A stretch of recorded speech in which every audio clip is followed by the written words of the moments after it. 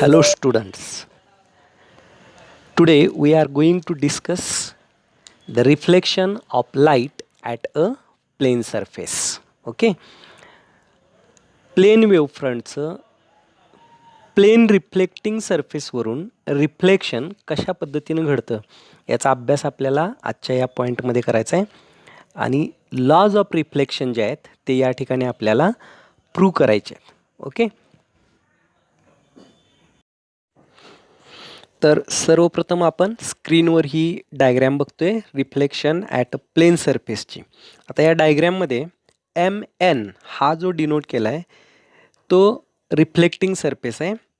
त्याचबरोबर PA आणि QB या दोन रेजनी बाउंड केलेलं AB हे जे दिसतंय डायग्रॅममध्ये आपल्याला ते इन्सिडंट वेव्हफ्रंट आहे. ओके. आता इन्सिडंट वेव्हफ्रंटचं प्लेन आणि रिफ्लेक्टिंग सरफेसचं प्लेन हे दोन्ही प्लेन ऑफ द पेपरला परपॅन्डिक्युलर आहेत. RA हा इन्सिडंट रे आहे. PA हा नॉर्मल ड्रॉ केला आहे ॲट पॉईंट एला MN या सरफेसला. त्याच्यामुळं इन्सिडंट रे RA आणि PA हा नॉर्मल यांच्यामधला जो अँगल आहे तो आयनं डिनोट केला आहे, ज्याला अँगल ऑफ इन्सिडन्स असं या ठिकाणी काय केलेलं आहे म्हटलेलं आहे. आता रिफ्लेक्टेड वेव्हफ्रंट जे आहे ते कसं ड्रॉ केलं आहे बघा. तर AB हे जे आहे ते इन्सिडंट वेव्हफ्रंट आहे. हायजेन्स प्रिन्सिपलनुसार या वेव्हफ्रंटवरचा प्रत्येक पॉईंट हा स्वतःला सोर्स ऑफ लाईट समजतो आणि फॉरवर्ड डायरेक्शनमध्ये काय करतो, लाईट इमिट करतो. ओके. आता B पासून ज्यावेळेस A या ठिकाणी हे वेव्हफ्रंट रिफ्लेक्टिंग सरफेसवरती टच करते त्यावेळेसचा टाईम जो आहे तो आपण 0 घेतला तर त्यावेळेस B पासून निघणाऱ्या वेव्ज आहेत त्या B या ठिकाणी असतील. तर B पासून निघणाऱ्या वेव्ज C पर्यंत पोचण्यासाठी समजा कॅपिटल T एवढा वेळ लागत असेल तर BC हे जे डिस्टन्स आहे ते आपल्याला लिहिता येतं BC is equal to phi into capital T, where capital T is the time which is required to travel the distance BC for the light waves which are emitting from the point B. आता A पासून निघणाऱ्या ज्या light waves आहेत त्यांनी capital T एवढ्या वेळामध्ये travel केलेलं distance असणार आहे BC and which is equal to phi into T. त्याच्यामुळं कंपासमध्ये आपण BC एवढं डिस्टन्स घ्यायचं आहे, एवर कंपासचं टोक ठेवायचं आहे आणि एक सेमी सर्कल जे आहे आर्क ड्रॉ केल्या डायग्रॅममध्ये त्याप्रमाणे आर्क ड्रॉ करून घ्यायचे आहे. कारण A पासून निघणाऱ्या लाईट वेव्ज ज्या आहेत त्या फी इंटू कॅपिटल T एवढी रेडियस असणाऱ्या हेमिस्पियरच्या सरफेसपर्यंत गेलेल्या असणार आहेत. त्याच्यामुळे डायग्रॅममध्ये आपल्याला तो हेमिस्पियर दाखवला आहे पण त्याची एक आर्क आपल्याला फक्त दिसते. ओके. आता C पासून ही जी आर्क आहे त्या आर्कला आपल्याला काय करायचं आहे, नॉर्मल ड्रॉ करायचा आहे या ठिकाणी. तो या ठिकाणी डायग्रॅममध्ये दाखवला आहे टँजंट ड्रॉ करायचा आहे. डायग्रॅममध्ये तो दाखवला आहे CE. आता CE जे आहे ना ते रिफ्लेक्टेड वेव्हफ्रंट असणार आहे या ठिकाणचं. ओके. म्हणजे AB जे आहे ते इन्सिडंट वेव्हफ्रंट असणार आहे आणि CE जे आहे ते रिफ्लेक्टेड वेव्हफ्रंट असणार आहे. म्हणजे AE हा रिफ्लेक्टेड रे असेल, त्याच्यामुळे रिफ्लेक्टेड रे आणि PA हा नॉर्मल यांच्यामधला जो अँगल आहे तो या डायग्रॅममध्ये R या ठिकाणी डिनोट केलेला आहे. त्याचबरोबर by geometry of figure angle BAC is also equal to angle RAP and is equal to I ना आपण तो डिनोट केला आहे. त्याचप्रमाणे by geometry of figure angle ACE is equal to आपल्याला काय लिहिता येईल, R हे लिहिता येईल. आता या डायग्रॅमवरून आपल्याला जे डेरिवेशन आहे ते या ठिकाणी पुढं काय करायचं आहे, पाहायचं आहे. Okay.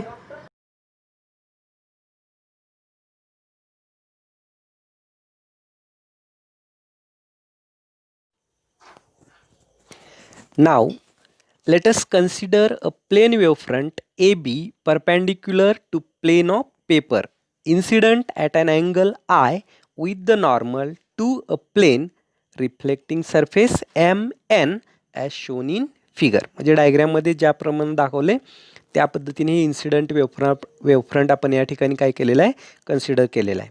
Late the incident wavefront AB touches the reflecting surface at capital A at time small t is equal to 0. म्हणजे ज्यावेळेस स्मॉल टीची किंमत 0 आहे त्यावेळेस हे रिफ्लेक्टिंग सरफेस काय होते, हे इन्सिडंट वेव्हफ्रंट जे आहे ते रिफ्लेक्टिंग सरफेसला काय करते, टच करते.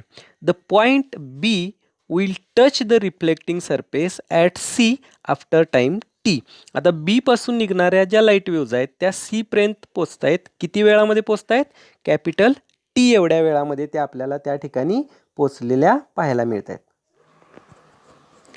The wavelets emitted by point A will have a radius Pht at time t, and that of the wavelets emitted by C will be 0 at the same time.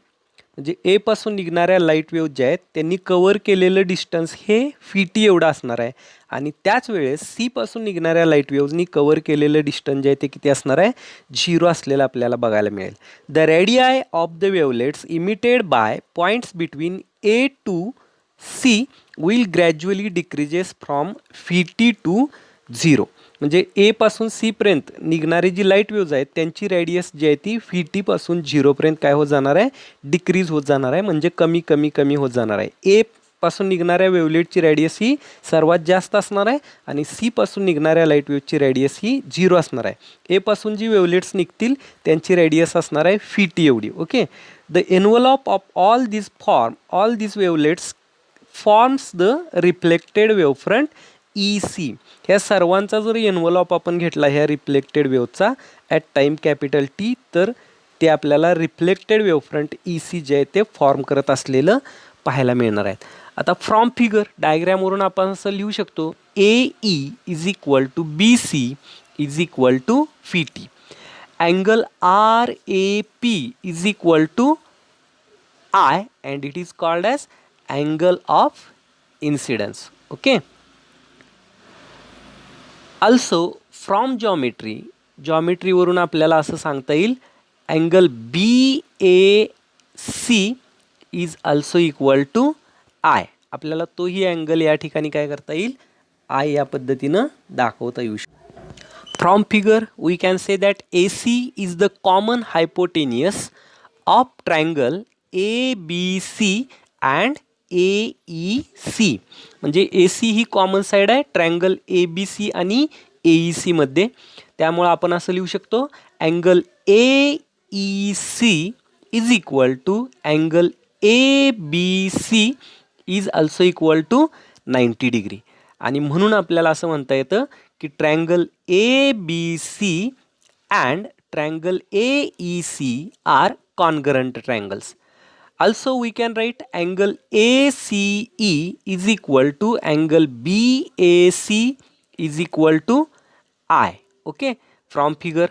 Also angle PAE is equal to R is equal to angle of reflection. From geometry of figure we can also write angle ACE is equal to angle PAE is equal to R. Okay. आता equation number 2 आणि equation number 3 हे जर तुम्ही observe केलं तर तुम्हाला असं लिहिता येईल, from equations 2 and 3 angle ACE is equal to I आहे which is equal to angle BAC आहे, angle ACE is equal to angle PAE आहे and which is equal to R आहे. And therefore from equations 2 and 3 we can write angle I is equal to angle R. That is, we can say that angle of incidence is equal to angle of reflection, and this is the first law of the reflection. हा जो आहे तो रिफ्लेक्शनचा पहिला नियम आहे. Also from figure we can say that the incident ray, normal and the reflected ray are in the same plane. Also from figure the size of the object in the reflected image will be the same as the actual size of the object. म्हणजे incident वेव्हफ्रंटची size जेवढी आहे म्हणजे AB तेवढीच आपल्याला reflected वेव्हफ्रंटची size असलेली आपल्याला काय होते या ठिकाणी पाहायला मिळते.